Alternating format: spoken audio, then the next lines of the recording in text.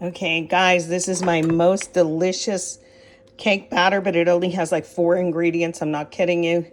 The difference from a box cake is exceptional. I don't know if this will be like enough for 2 round things, but I use this batter for my cherry squares. And what I did was I took this pan, I'm going to mix it up a little bit, threw like 3 tablespoons of butter in it till it melted, and then I put some brown sugar on the bottom. I bet by now you guys are so smart you can guess what I'm gonna make. Instead of the cherry squares, we're gonna make pineapple upside down cake. I only had crushed pineapple, but it'll work. I got the juice out of it, pressed it.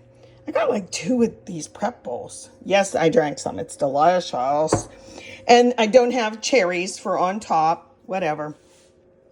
Now that this is kind of distributed, I'm going to put my cake batter on top, I'm going to put the pineapple on top, and then the cake batter, bake it 350 until it's done. Wait about 6 minutes maybe till it recoils back a little bit from the edges so you can flip it. And wait till you see how good this is. Put the pineapple around as best as I could, you know, thinking in terms of, will everybody get a little bite of each? But I didn't stir it. The brown sugar butter is on the bottom.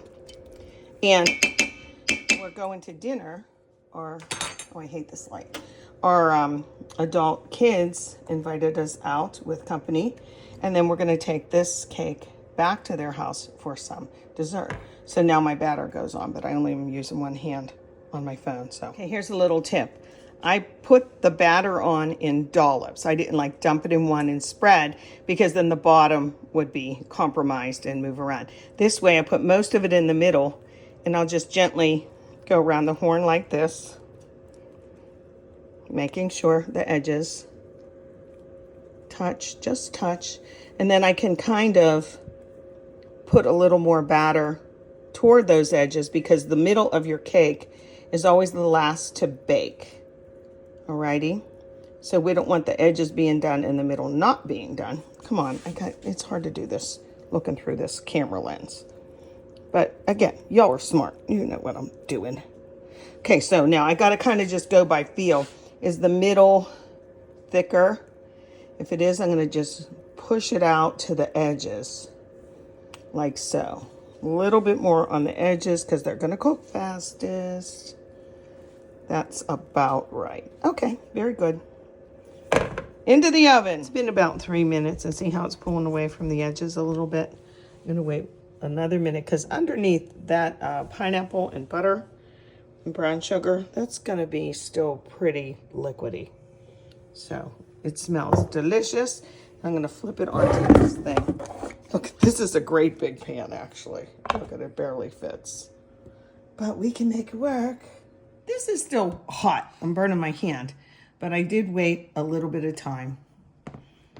Oh, this, don't mind my wrist. I heard it. I was like thinking it was you. So I'm gonna flip this over. Usually with cakes, it's not a problem, but this is like, hopefully, okay, 1, 2, 3. And then I'm gonna wait. Usually I tap it, say, come on out. Come and play. It might be messy and I might have to spread the top, but we'll see. Sometimes it sticks to the bottom. Let's see if it did. Well, that's mighty pretty. Now here's the deal. While this is, ouch, burning my hand, AKA still hot, I can patch up those little pieces, although it looks pretty just like that, doesn't it? But I'm gonna get these out, see? Put on there. Show a picture of that cake. Woohoo! This is so easy.